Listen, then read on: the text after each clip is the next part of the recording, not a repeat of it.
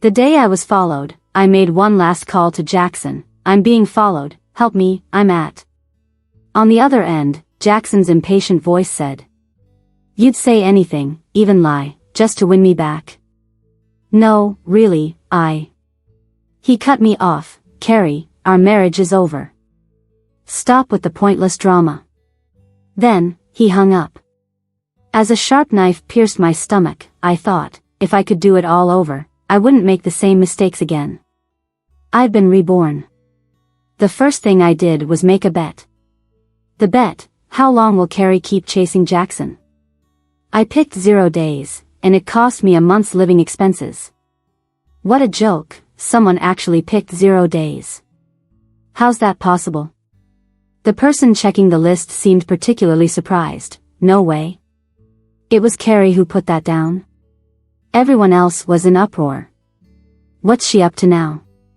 Not interested in Jackson anymore? Maybe she's just playing hard to get. Seems like it. How could she go from being head over heels yesterday to not caring today? Everyone thought that not even oceans or mountains could change my feelings for Jackson. In my last life, even I believed that. But what they called yesterday was year 5 of my marriage to Jackson. He finally flaunted his mistress in front of me, saying he was tired of me and that she needed a proper place in his life. I nudged the group leader. What's the payout for this? The group leader finally snapped out of it. You don't get to decide, time will tell. I replied, fine. Seeing I was unfazed, the group leader turned to Jackson. What do you think about Carrie's decision? Jackson was clear. I'd be glad if she moved on. At first, everyone saw it as a joke, but slowly, they realized something wasn't adding up. I stopped bringing water to Jackson when he played basketball, didn't rush over with medicine when he got hurt, and I didn't volunteer to do his homework alongside mine. In fact, excluding unavoidable situations like classes, I was never around when Jackson was. It seemed my promise not to pursue Jackson anymore was becoming a reality. But no one believed I'd really give up on him, even my roommate. Before our calculus class, my roommate nudged me gently. Carrie, there's an empty spot next to Jackson. Want to sit there? Before, I'd always try to sit by him, even if it meant asking someone else to move. I shook my head. No, I'm not going. My roommate glanced at Jackson's spot, a bit surprised. There's a pretty girl trying to sit next to him, but he refused. Could he be waiting for you? Her words made me glance that way too. The girl looked rejected, eyes pitiful, and she was exactly Jackson's type. This was strange. In college, there was never an empty seat next to Jackson. He was always a magnet for girls, never turning any away. Why the sudden change? Just as I was about to look away, Jackson caught my gaze, his eyes holding a touch of curiosity. I averted my eyes, taking out my book. No way. My roommate awkwardly rubbed her nose, not saying more. Because we all knew how much Jackson disliked me, so much that he'd almost wear a sign saying, Carrie, stay away. There's no way he'd save a seat for me. I stared at the equations on the blackboard, keeping my head down in focus. Jackson didn't enjoy attending class. Sure enough, after roll call, he found a way to sneak out. If there was one class I detested in college, it had to be PE. I signed up for girls' basketball to have more in common with Jackson, but I was terrible at it. My shooting was off, I couldn't fit in with my teammates, and I often ended up bruised. But before, I seemed to enjoy it, happy to spend an entire afternoon just picking up basketballs for him, feeling content just by seeing him. Looking back now, I realize how silly that was. I jumped and tossed the ball, it hit the backboard and flew off. Sighing, I jogged over to retrieve it. The guys playing with Jackson started talking mockingly again. Carrie's back at it. Told you she wouldn't give up. Jackson, Carrie's here to pick up your balls again. I ignored them, walked over, and picked up the ball, dirt sticking to it. I didn't know how I got so strong to throw it clear off the court. Hugging the ball, I walked back. She's really not here for you this time? Jackson, could Carrie really have stopped liking you? Jackson stayed silent, then finally spoke with an unreadable tone. Carrie, get over here and pick up my ball. I ignored him, continued walking. Before I got far, the ball in my hand was slapped away, bouncing back into the grass. Jackson had somehow made his way in front of me, looking down with those long, defined lashes, hiding any emotion in his eyes. In the sunlight, it gave the illusion of depth, something I often fell for, but over time, I knew it was just my imagination. Annoyance tinged his voice. Carrie, if you don't help me pick up the ball today, don't ever help me again. Noticing the spectators' eyes fixed on us, I raised my head and looked Jackson straight in the eye. Don't make my kindness sound like some sort of favor from you. I spoke each word clearly. Jackson, I don't love you anymore. He looked taken aback, then he chuckled sarcastically. What kind of trick is this? Do you believe the words coming out of your mouth? As irritating as he was, it made sense for him to feel that way. I had been chasing him since high school, always trailing behind. I'd made the claim that I no longer liked him probably 3 or 5 times. But whenever he crooked a finger at me or offered an olive branch, I'd go running right back to him.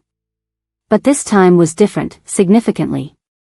What I owed him in the last life, I've repaid. Why not believe me?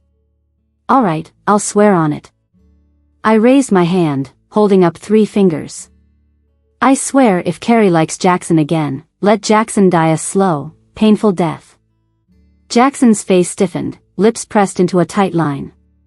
He likely knew that the girl who loved him so dearly would never make such a harsh vow on his life because I used to get filled with worry at even his slightest injuries. Unless I truly didn't love him anymore. I ran into the bushes to grab the ball. Just as I passed by Jackson again, a girl shuffled over, speaking so timidly it seemed she'd really summoned the courage to say, Hey, can we exchange contacts? I glanced at the girl. What a pity. Jackson never liked the shy types. He was into girls like Lillian, who were bold and dazzling. But surprisingly, Jackson's response was unusually friendly. Sure. Hearing him, I couldn't help but smirk a little. In this lifetime, some things seemed to be different. Step by step, I moved forward without looking back. For a long time, Jackson and I were like strangers, seeing each other but remaining unacquainted. Until we were called as the only 2 students who aced advanced math, to help those failing the class. I saw Jackson's name on the list. Couldn't find the words in that moment. Honestly, I wish he could stay just an unfamiliar face throughout my college life. Luckily, I wasn't the only one who aced it. Another student named Ken was also on the list. I vaguely recall a cool face attached to that name. Not much of an impression though. Last lifetime, I had been so focused on Jackson that I remembered the girls around him better than I did my classmates. I found Ken in the class group chat and sent him a friend request. Unexpectedly, he accepted almost immediately. Me, hey, are you aware of the Q&A session for students who need help? Ken, yeah. To the point. Me, could you do me a favor? A student assigned to me, I'd like to swap. Almost instantly, he replied, Jackson? Seeing his message made me a bit speechless. Ken's known as a handsome, brilliant student in the college, winning awards left and right. He didn't seem like the gossiping type. It's just possible that my previous pursuit of Jackson was too sensational. Me, yep, I'll treat you to a meal sometime. I thought I'd just be polite, but he agreed. Ken, sure, after the Q&A then. He sent an animated emoji of a dog cheerfully wagging its head, as if he was feeling pretty happy. On the day of the Q&A, I really looked at Ken's appearance for the first time. He was nothing like Jackson. Jackson always seemed nonchalant, with a smirk that made him seem like he didn't care about anything, and that bad boy vibe seemed to really attract girls. Ken was different. He had a calm demeanor, and he was very precise and methodical when explaining problems. I noticed the girls asking questions looked at him several times, wanting to say more, but were silenced every time by his "didn't catch that?" Meeting again, I found myself chuckling. Before I could cover it with a cough, I met Ken's gaze in mid-air, and I swear I saw a faint smile on his lips. Before I could tell if it was a mistake, someone sat abruptly beside me, slamming the desk loudly. It got everyone's attention. I saw who it was. Jackson. I thought he wouldn't show up, but here he was, just before we finished. Annoying. I don't get this problem, he said, pointing to a triple integral question in his textbook. I bit my lip, suspecting he was doing it on purpose. The teacher said triple integrals weren't on the exam. In the group chat, all the exam topics were highlighted, but some people just don't read.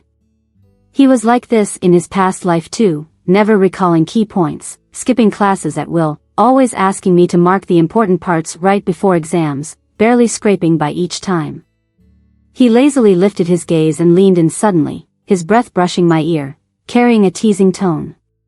Carrie, can you mark the important stuff for me? In the past, just hearing him speak like this would have my heart racing. But now, my heart was still. I quickly shifted away from him. You're not in my group, don't ask me questions. Moreover, how would I know what's on the test? While talking, a shadow cast over me with a cool minty scent, enveloping me, and a clear voice said, "You can ask me if you have questions." Ken had somehow walked over, speaking with undeniable authority. Jackson suddenly stood up, pointed at Ken, questioning. "You're ignoring me for him, aren't you?" The air seemed to thicken with tension. His gaze was mixed with indignation and a bit of frustration. People need to study, even if you don't want to. If you want to argue, do it elsewhere. I was exhausted by Jackson's unreasonable behavior as time ticked by, only 10 minutes left. I just wanted to leave soon. I sneaked a glance at Ken, relieved because he didn't seem angry about being misunderstood, but his look towards Jackson had a hint of disdain. Jackson eyed Ken, then turned to me, speaking gently. "Carrie, didn't you want barbecue? Let's go." Suddenly, I didn't recognize the person in front of me. I'd told him in the past how much I wanted barbecue, but he never brought it up. It was always later, when he was free, yet I'd seen him take Lillian out, doting on her at the window. After that, I avoided barbecue, no matter the restaurant. No thanks. Jackson furrowed his brow, spitting out, "You'll regret it," then stormed off. When the session ended, I slowly packed my books and noticed Ken waiting by the door. I suddenly recalled our dinner plan. "Let's go." Ken looked a bit awkward. "I didn't know you don't eat barbecue. I booked a table, and they won't let me cancel." Seeing his remorseful look, I suddenly felt sorry for him. Counting both this and the last lifetime, it had been about 7 years since I last had barbecue. "It's okay, let's eat." Coincidentally enough, he chose the exact place I'd always wanted to try but never did. Walking into the restaurant, the aroma of grilled food surrounded us. Under the sizzling sounds, Ken looked more approachable. A slender white hand reached over, placing perfectly grilled slices on my plate. He set the tongs down, rested his chin on his hands, looking at me with anticipation. "Try it." I took a bite, and under Ken's gaze, put it in my mouth. I had to admit, he was great at grilling. The fatty parts were just crisp enough, and the meat was tender. With each bite, the cumin-flavored juices burst. I squinted my eyes, savoring it. Delicious. Ken nodded, clearly satisfied, sipped some water, then said, "Isn't giving up what you love for someone you dislike a raw deal?" He emphasized the word dislike, as if implying something. I was surprised. Across the grill, I looked up, meeting his gaze. Under the restaurant lights, his eyes sparkled like stars, and his statuesque face came alive.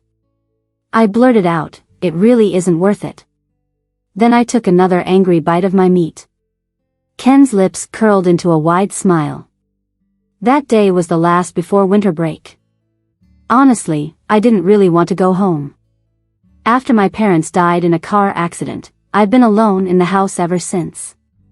And considering last time I went home, I met that knife-wielding creep, I still remember the warm, gushing blood when the knife went into my stomach. That alleyway haunts me. I kept putting off going home, but eventually, the last day to stay at school came. Dragging my luggage through the alley, even with the sun shining brightly, I was trembling. It felt like footsteps that weren't mine were right behind me. Getting closer. It didn't seem like a trick of the mind. I quickened my pace, but the footsteps remained steady, closing in. My heart stopped for a moment. Was my death from a past life happening 7 years early? I fumbled for the pepper spray in my bag and sprayed it wildly at the corner. "You okay?" A familiar voice made me pause. My racing heart calmed. I opened my tightly shut eyes. It was Ken. He looked a bit of a mess. Even though I recognized his voice, I'd sprayed his entire face with pepper spray. His eyelashes were still wet, his eyes couldn't open, and his furrowed brows could crush a bug. I didn't expect his first instinct would be to check if I was alright. Sorry. I pulled out some tissues from my bag and clumsily wiped his face. But, what are you doing here? Honestly, even in his chaos, good-looking people always have a strange attractiveness. His wet hair clung to his forehead, giving him a wild beauty that begged to be tamed. "I live around here," he replied, squinting a bit. "Live here? How come I've never heard about it before?" He seemed to read my mind and added, "Just moved here recently." I admit I've always been pretty lonely, which is why I blurted out without much thought, "Can I come hang out with you during winter break?" Before I could clarify my intentions, he suddenly smiled. "I'd love that." My heartbeat skipped for a moment. During winter break, Ken and I had a few meals together. He insisted on walking me home each time. At first, his constant presence behind me felt strange, but as time went on, I started to find it reassuring. He's different from Jackson. Ken isn't always about partying, and conversations with him naturally drift toward academics. Before long, I found myself interested in academic competitions he talked about. Maybe it's the way he seemed to light up when discussing them, his enthusiasm was contagious. He asked if I wanted to attend a workshop at the start of the semester, and I agreed without hesitation. Winter break passed by in a blur of hangouts. On the day of the workshop, I sat down with my notebook, waiting for Ken to come back with the printed materials. To my surprise, Jackson walked in, holding a girl's hand. He glanced at me and then looked away, quickly lowering his head to talk to the girl, making her laugh uncontrollably. It's strange, this was someone I held in my heart for so many years. But throughout that time, I hadn't thought about him once. If he hadn't appeared before me, I might have forgotten I ever loved him. But what would someone who doesn't care about studying be doing at this lecture? I looked at the girl with him, realizing she was the one who asked for his contact last semester. Ponytail, looked pretty neat and clean. So he can be changed after all. "Let's sit up front." The girl's voice was soft and gentle. But Jackson refused. "Let's just sit here," he said, pulling the girl down into seats right in front of me. Once seated, Jackson leaned in close, whispering to her, causing her ears to flush red. "Stop it," she playfully scolded, her tone like a plea. "After the seminar, let's..." Whatever he said next, I couldn't catch, but her ears turned even redder. "You're terrible." I had no interest in listening to them, but sitting so close made it impossible not to overhear. Luckily, Ken came back, slightly out of breath like he'd been running. Sitting down, he handed me a bottle of water he'd already opened. "Have you been waiting long?" I shook my head, took the water. Almost simultaneously, the voices from the row ahead ceased. Out of the corner of my eye, I saw Jackson's face, visibly displeased. I highlighted the key points in today's seminar, let's discuss them. Ken leaned in, pulling out the printed materials and notes. He'd marked sections with colorful highlighters. I settled down, intent on listening to him. The inappropriate noise of a pen dropping from the row ahead broke my focus. Somehow, I hadn't realized how close I was sitting to Ken. Turning my head just a bit, his lips brushed against my cheek. My face flushed instantly, heated with an out-of-season warmth. My heartbeat was chaotic, I couldn't decide how to react. I interrupted him, let's talk after the seminar. He nodded, a subtle sound, just as the professor began to speak. Ken insisted on walking me back to the dorm after each study session, especially intent on escorting me home. As I was about to head inside, he hesitated. Carrie. His voice stopped me. In his eyes, there was a question, though he just smiled and said, nothing. I knew what he wanted to ask, but for now, I had no answer to give. Watching him turn back and leave, I too started to head into the dorm building, but someone suddenly yanked me back. I looked up to see Jackson's forehead, veins protruding, as he gripped my hand tightly. Carrie, what's going on with you? I tried to pull away, but his grip was firm. The more I struggled, the tighter he held. What? I asked, out of breath, giving up on resisting. It seemed futile. You liked me, why are you ignoring me now?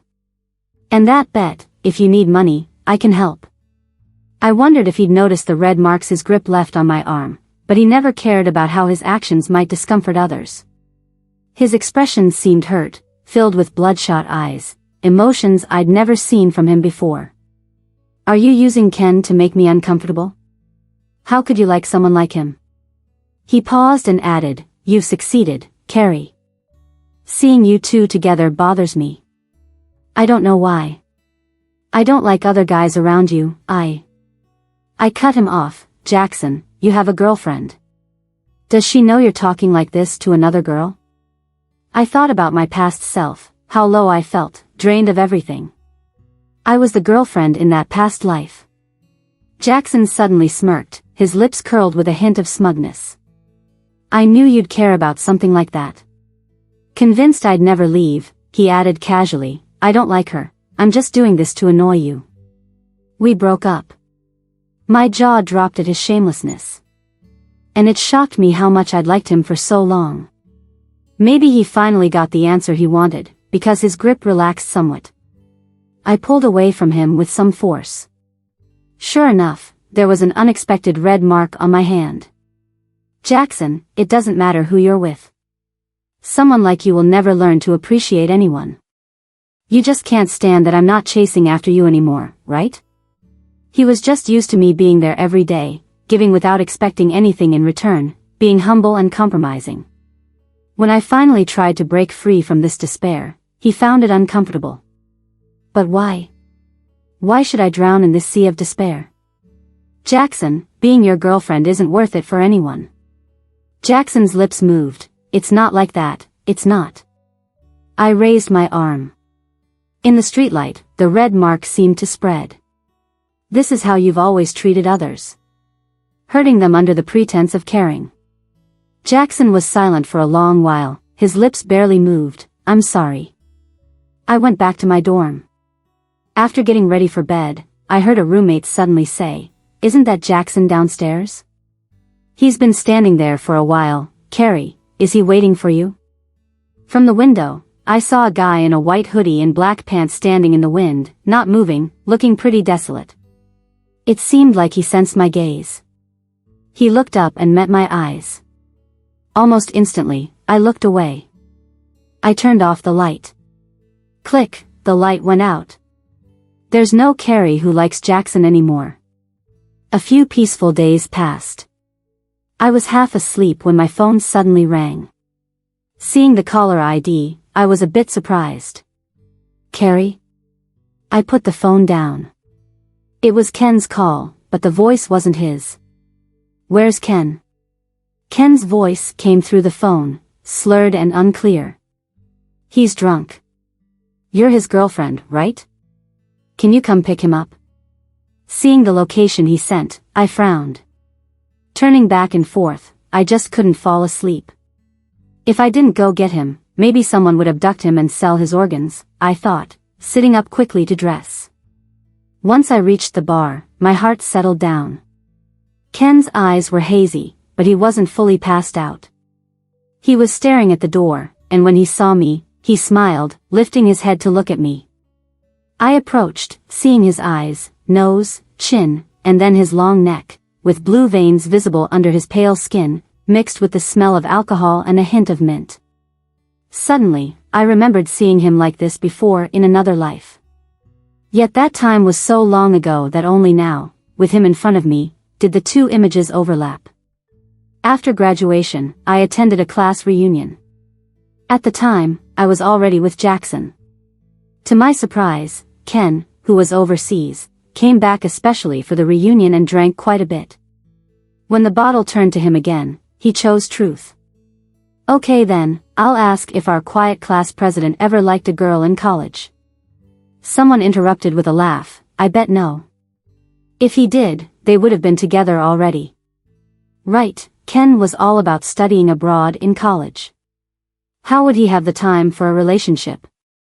Suddenly, Jackson's hand joined mine, fitting perfectly, and despite my surprise, my heart felt a touch of sweetness. Ken didn't care about their teasing.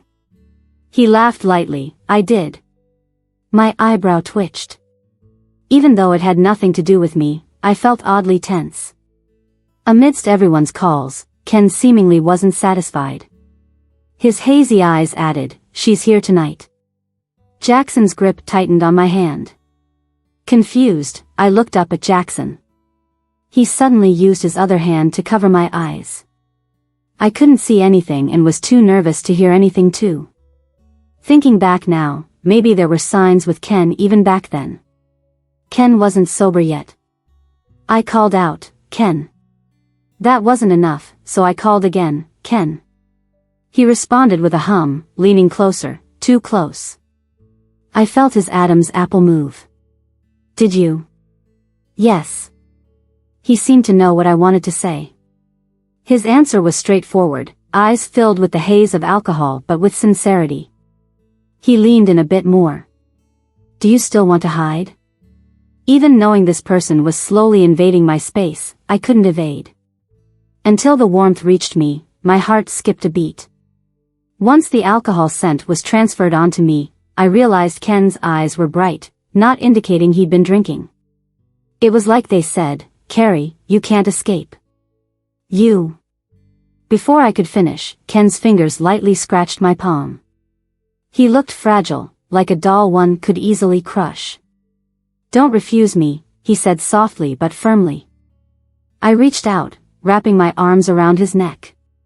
Hard to tell who initiated, but by the end, his lips were vividly colored, painted with a hue not his own.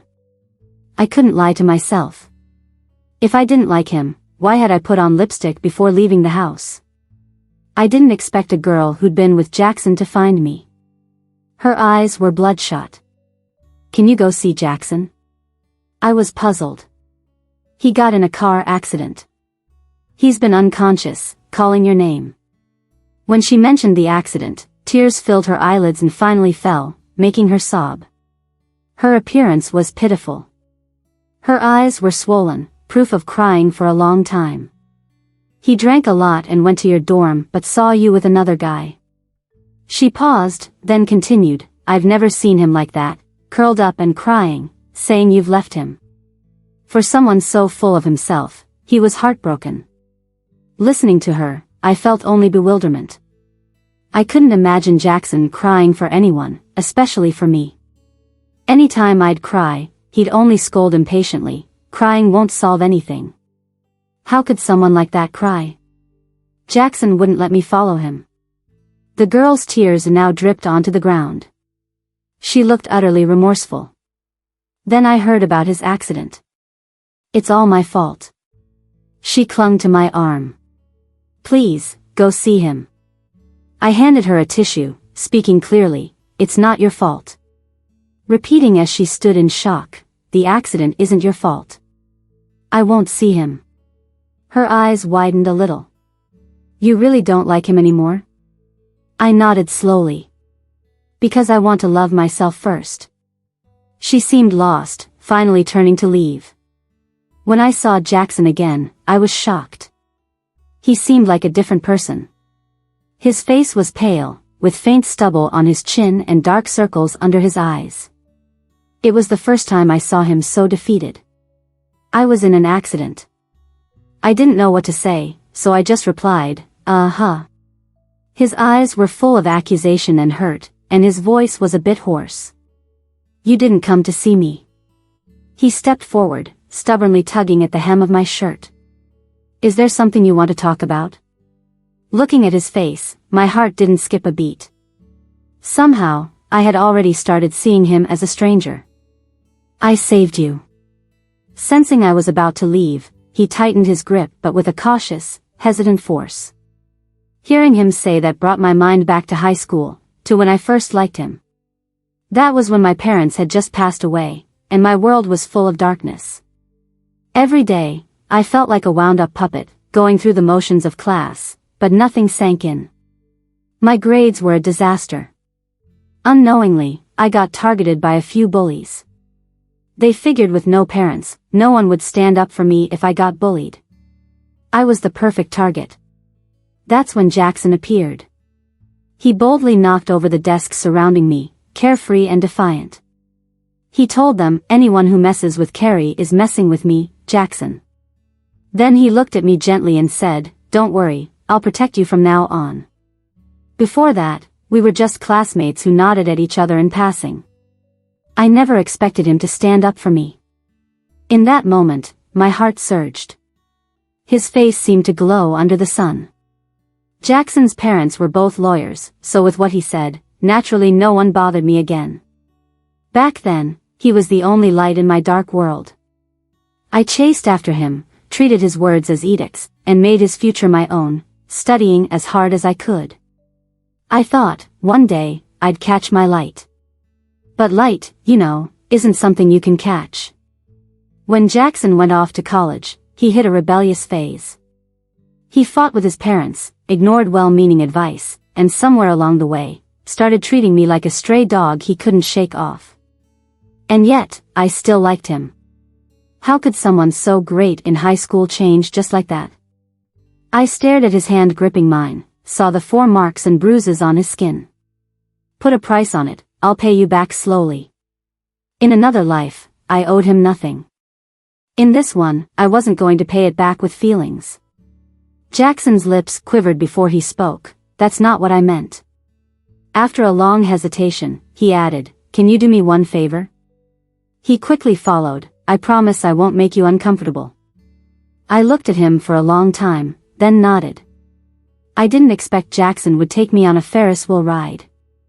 In line ahead of us, a girl giggled, they say if a couple reaches the top, they'll be together forever. You gotta cherish me. The guy held her close. Of course. Unlike the couple's sweet atmosphere, Jackson and I didn't speak a word. I once told him I wanted to ride a Ferris wheel, and he laughed it off as girl antics. Eventually, I lost interest in such things. After getting off, I asked Jackson what else was in store. Instead of answering, he pulled me back towards the Ferris wheel. Let's go again. The staff looked at us surprised, then knowingly smiled. You two will definitely last forever. I couldn't help but think about Jackson's cold, emotionless words during our divorce. It takes 2 to be together, but only 1 to break up. Yeah, he was the one who said it. We won't last, no matter how many times we ride the Ferris wheel together. When we reached the top again, Jackson's voice choked up. So, there really is no chance.